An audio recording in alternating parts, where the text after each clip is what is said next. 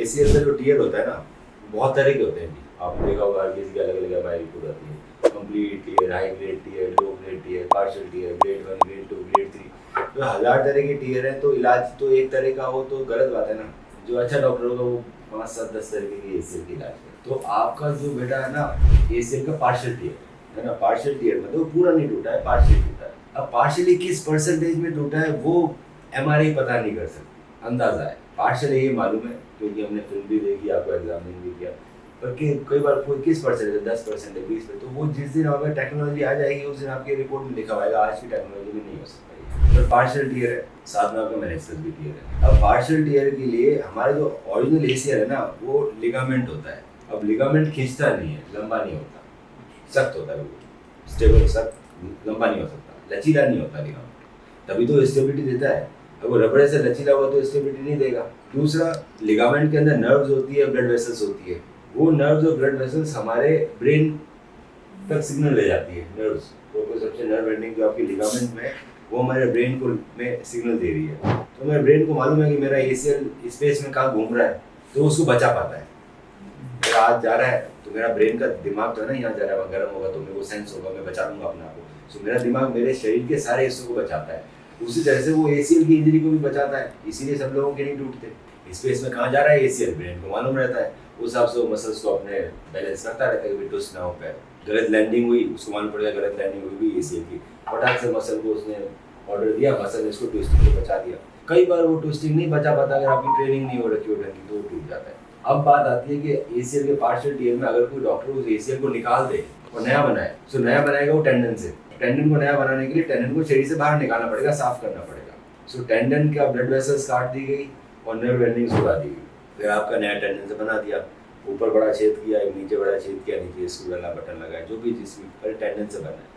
अब उस टेंडन के अंदर पहली बात तो स्ट्रेचेबिलिटी, वो लचीला है, वो लंबा हो सकता है, लिगामेंट लंबे नहीं हो सकते। अब टेंडन को लिगामेंट बनने में लगेंगे 9 से 10 महीने, कई बार साल भर भी लग जाते हैं, जिसका नाम है लिगामेंटाइजेशन।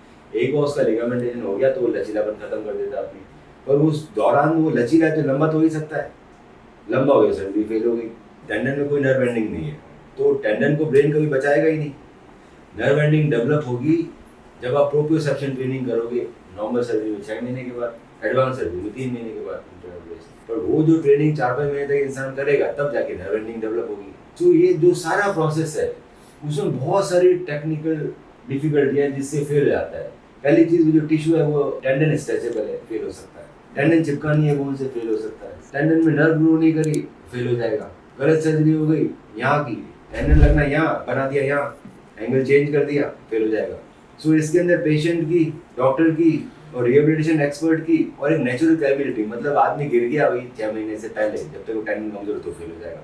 सो फेलियर की इतने चांसेस है 30% लोग फेल हो जाते। इसीलिए बेटा अगर चांसेस है उसको रिपेयर करने का तो रिपेयर करवा लेना चाहिए, मतलब भी नहीं उसको नया बनाना। अगर पार्शियल टीयर है और मैं उसको रिपेयर कर दूँ, मतलब उसी टेंडन को रिपेयर करके अंदर ही इंटरनल ब्रेस दे दिया है। इसका मतलब ये है कि मैंने एसीएल को रिपेयर कर दिया तो उसी लिगामेंट को रिपेयर करके इंटरनल ब्रेस लगा दिया जाता है। तो मैंने लिगामेंट निकाला नहीं, ओरिजिनल लिगामेंट रिपेयर हो गया तो वो लचीला नहीं है, वो तो लिगामेंट है। दूसरा, वो गलत जगह जुड़ेगा ही नहीं, वो लिगामेंट दिख रहा है, रिपेयर तो वही होगा ना जहाँ पर चीज़ है, उसको गलत रिपेयर तो कोई डॉक्टर कर ही नहीं सकता। निकाल के बनाने में ऊंच नीच हो सकती है, दीवार है तोड़ के नहीं बनाई, 2 सेंटीमीटर वहाँ बना दी कारीगर ने, हो सकता है। कोई दीवार को रिपेयर करेंगे तो हिलेगी तो नहीं ना दीवार। सो नॉन एनाटॉमिकल चीज़ नहीं हो सकती। ओरिजिनल लिगामेंट रिपेयर हो गया, बोन में बड़े बड़े छेद भी नहीं करने पड़ेगी, लिगामेंट के लिए टेंडन अंदर डालना पड़ता है बोन के।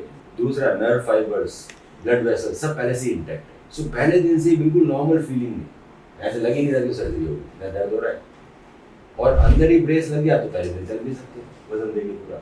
हार्ड ब्रेस लगाने की जरूरत नहीं है, वॉकर की जरूरत नहीं है, पहले दिन से एक्टिविटी चालू है, 15-20 दिन में ठीक है। पर हाँ, इसमें भी 6 महीने तक एक्सरसाइज चाहिए, चाहे रिपेयर हो, रिकंस्ट्रक्शन हो, एडवांस रिहेबिलिटेशन का रोल बहुत है ताकि री इंजरी बचाई जाए। सो आजकल सर्जन एसीएल का वही अच्छा है जिसके पास वैरायटी ऑफ इलाज अवेलेबल हो, और इस पे बड़े सारे रिसर्च पेपर भी वर्ल्ड के आ चुके हैं। बात करूँ एसीएल इंजरीज है तो ट्रीटमेंट ऑप्शन कई सारे रहते हैं, रिपेयर भी रहते हैं, रिकंस्ट्रक्शन रहते हैं, सप्लीमेंटल मतलब पीआरपी, एसीपी, स्टेम सेल, इनसे भी ट्रीटमेंट हो रहा है। So repair is much better option, पर रिपेयर सबके लिए वैलिड नहीं है।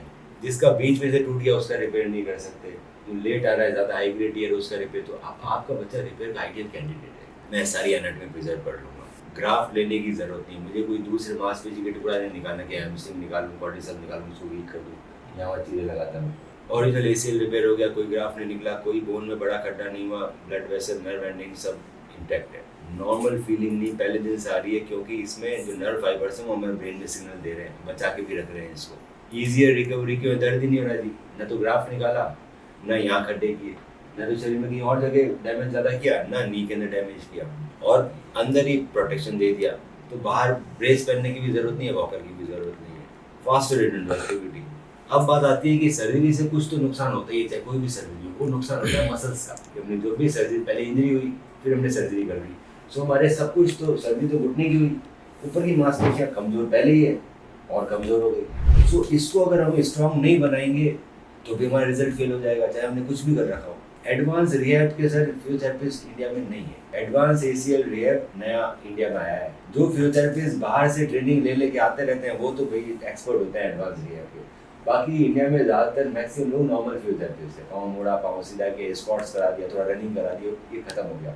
ऐसा नहीं है, एडवांस फिजियोथेरेपी बड़ी हाई एंड हो। उसके लिए क्योंकि मैं तो एसीएल काम करता हूँ, तो मेरे पास फिजियोथेरेपिस्ट है जिनकी फ्रीक्वेंटली हम लोग बाहर भेज के ट्रेनिंग कराते हैं, अमेरिका में, इंग्लैंड, जो भी नए नए कोर्स होते हैं जाते हैं, बच्चे सीख के आते हैं। सो आपको बार बार आने की ज़रूरत नहीं है, हम फ़ोन पे आपको हर वीक कॉल करेंगे, हर वीक एक्सरसाइज सिखाएंगे। महीने 1.5 महीने में एक बार बच्चा पैसा दे देंगे आपको, हम देख लेंगे, वेट कर लेंगे, बाकी हम फ़ोन पे ही सिखाते रहेंगे।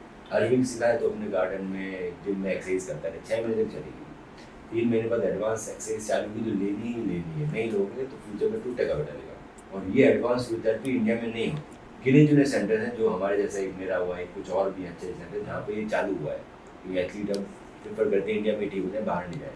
बाकी विदेश जो हाई एंड एथलीट तो सब बाहर जाके ट्रेनिंग करता है, तो ये ज़रूरी है, पूरा रिपेयर होता है और साथ में मेनिस्कस भी रिपेयर हो जाएगा। तो अब बच्चा पहले दिन से ऐसे बैठ सकता है जैसे बैठे ना सर्जरी के बाद, पाँव पैर आराम से। मैनिस्कस रिपेयर होने की वजह से कुछ दिन वॉकर आएगा, 15 से 20 दिन, फिर वॉकर हटता है। एक्सरसाइज सपोर्ट ब्रेस पहले दिन से भी नहीं रहेगा, वो अंदर ही बन जाता है ना ब्रेस, अंदर ही बन गया ब्रेस, बाहर ब्रेस लगाने की जरूरत। सो इसके इंडिकेशन कौन रिपेयरेबल कैंडिडेट है, कौन रिपेयरेबल नहीं है, मैं वो एमआरआई देख के और पेशेंट को एग्जामिन करके हम लोग डिटरमाइन करें। इतना सिंपल नहीं है कि कम टीयर है तो रिपेयर कर दो, कुछ कई बार कम टीयर भी रिपेयर नहीं होता और कोई फुल टीयर भी रिपेयर हो जाता है। सो आप रिपेयरेबल